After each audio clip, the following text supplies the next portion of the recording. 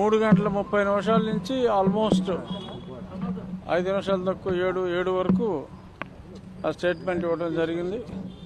ఆ తర్వాత ఇంకా సంతకాలు, ఇంకా ఆ కార్యక్రమాలకు ఇంకో పావుగంట. మొత్తం మీద ఏముంది, మీ దగ్గర నుంచి వెళ్ళాను వచ్చాను. సో డీటెయిల్డ్గా జరిగిందంతా చెప్పాలి కాబట్టి, మళ్ళీ హ్యాండ్ రిటర్న్ రాయాలి కాబట్టి చాలా అనుకున్న దాని మీద కొంచెం ఎక్కువ సమయం పట్టింది. ఈలోపు పాల్కి బెయిల్ వచ్చిందంట కదా, ఇవాళ వెళ్ళిపోతున్నాడా రేపా? లేదు ఇప్పుడు నేను చూసే మనం ఎవరో పర్మిషన్ ఇవ్వడానికి. కాకపోతే ఏంటంటే అతను నోరెప్పలా. ఇప్పుడు దాకా సునీల్ కుమార్ గారు బయట ఉన్నాడు, నీకెందుకని అభయం ఇస్తాడు ఇప్పలా. ఇప్పుడు సునీల్ కుమార్ ఇద్దరు బయట ఉన్నారు. సో చూడాలి, కొంచెం ఆలస్యం అవ్వచ్చు. బట్ ఏవైనా అంతిమ విజయం నాకైతే పూర్తిగా పోలీస్ వ్యవస్థ మీద, అంటే ఇప్పటి పోలీస్ వ్యవస్థ మీద, న్యాయ వ్యవస్థ మీద నమ్మకం ఉంది. సో ఖచ్చితంగా ఇంకో 10 రోజులు ఆలస్యమైనప్పటికీ కూడా డెఫినెట్గా నిందితులు శిక్షించబడతారు. విజయపాల్ మెయిన్ ఫెలో, ఐఓ, అతని సమక్షంలోనే అన్నీ జరిగినాయి. అందరికీ తెలుసు, జరిగింది ఏంటో తెలుసు. కానీ మరి చట్టానికి సాక్షుల వివరాలు కావాలి కాబట్టి కొంత ఆలస్యం అవ్వచ్చు. డెఫినెట్గా రాబోయే రోజుల్లో ఇంకా చాలామందిని పిలిచి ఎంక్వైరీ చేసే అవకాశం ఉంది. ఎందుకంటే కొన్ని రిమాండ్ రిపోర్ట్లు మేము చూస్తాం కదా కోర్టులో. నేను కూడా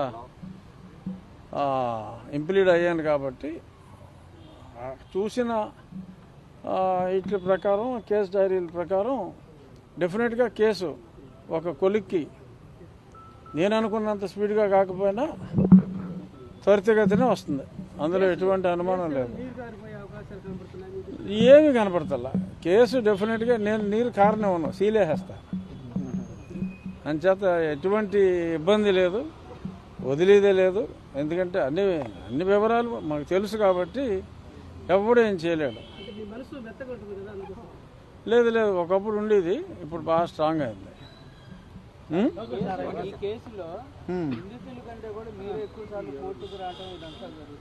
అంటే పర్సువేషన్.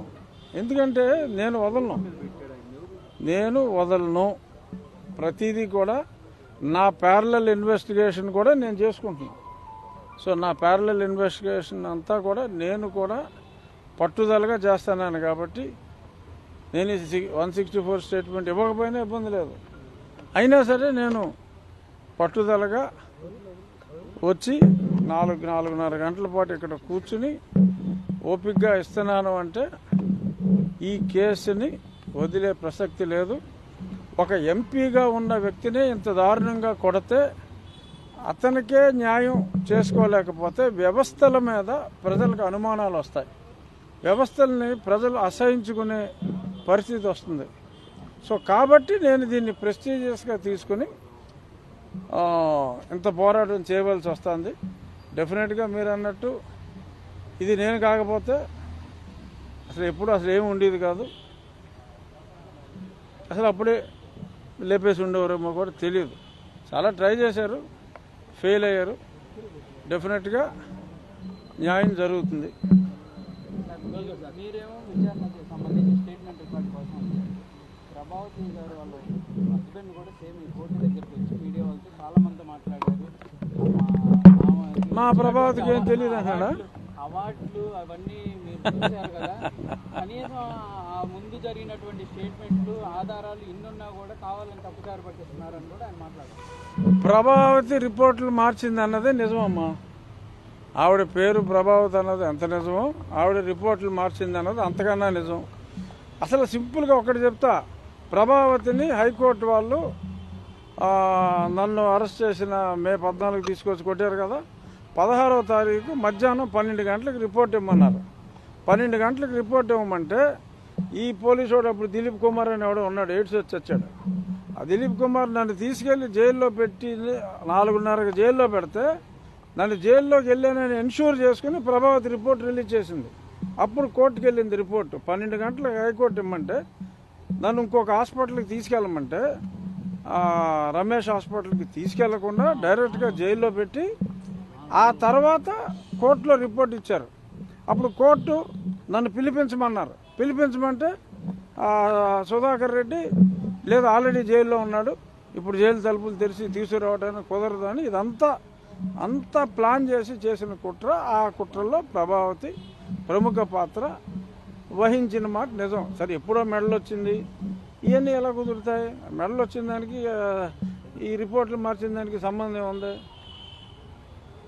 అప్పుల్లో బాగా చదువుకుని ఉండొచ్చు, మెరిట్లో పాస్ అయి ఉండొచ్చు, బట్ దానికి మొగుడు ప్రలోభమా లేకపోతే ఆ మొగుడిని ప్రలోభం చేసిన ఒక ప్రముఖ రాజకీయవేత్త వెనకాల ఎవడున్నాడో మీకు అర్థమైపోద్దిలే. సో ఎవడు వెనకాల ఉండి ఇన్ఫ్లుయెన్స్ చేశాడో తెలుసు, బట్ ఓపెన్గా పేర్లు చెప్తే ఇప్పుడు బాగోదు. బట్ డెఫినెట్గా ప్రభావతి గారు కుమ్మక్కయ్యారు అన్నది నిజం. రవి గారు మీ దగ్గరికి వచ్చి ఎన్ని చెప్పినా అల్టిమేట్గా నిజం బయటికి రాకపోదు. బట్ రవికి తెలుసు అంతా, ఎందుకంటే చెప్పింది ఆయనే కదా. సార్ ఇన్నాళ్ళు అవుతున్నా కానీ ప్రభావతిని అరెస్ట్ చేయడానికి ఎందుకని ఆలస్యం అవుతుంది అసలు? అంటే సుప్రీంకోర్టులో ఆవిడ బెయిల్ తెచ్చుకుందిగా, పారిపోయింది. పారిపోయిన తర్వాత ఆవిడ వచ్చింది, సుప్రీంకోర్టులో బెయిల్ తెచ్చుకుంది. ఇప్పుడు పిలిచినప్పుడు వెళ్ళాలి, పిలుస్తారు. ఇప్పటికీ కూడా నిజం చెప్పకపోతే సుప్రీంకోర్టులో ఇంకొక 3 వారాల్లో వస్తుంది. నన్ను కౌంటర్ వేయమన్నారు, మా కౌంటర్ కూడా వేస్తాం. దాని తర్వాత 2 వారాల్లో ప్రభావతి గారు కౌంటర్ వేయాలి. మరి ఆవిడ కూడా బాగా రిచ్ లేడీ అనుకుంటా, బాగా సీనియర్ కౌన్సిల్ 10-15 లక్షలు తీసుకునే వాళ్ళని ఎంగేజ్ చేశారు.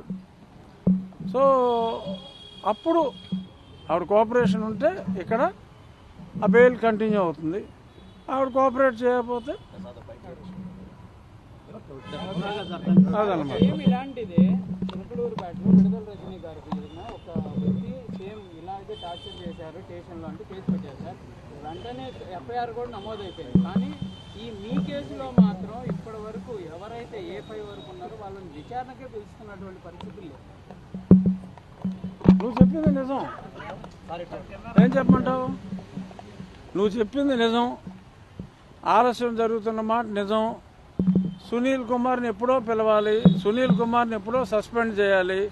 అతను పిలవని మాట నిజం, అతన్ని సస్పెన్షన్ చేయని మాట నిజం. ఇవన్నీ నిజాలే. బట్ ఇన్ని నిజాలున్నా నమ్మకం అనేది ఒకటి నన్ను నడిపిస్తుంది. చూద్దాం ఎన్ని రోజులు సస్పెండ్ చేయకుండా ఉంటారు, ఎన్ని రోజులు ఎవడు కాపాడతాడు? ప్రజాస్వామ్యంలో ప్రజలు ఉన్నారు కదా. ఇప్పుడు మీరు ప్రశ్నించినట్టే రేపు ప్రజలు ప్రశ్నిస్తారు కదా.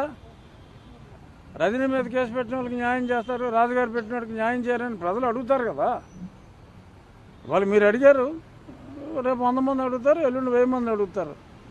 ఎంతమందిని ఎన్ని రోజులు కాపాడగలరు ఎవరైనా? బట్ ఎవరు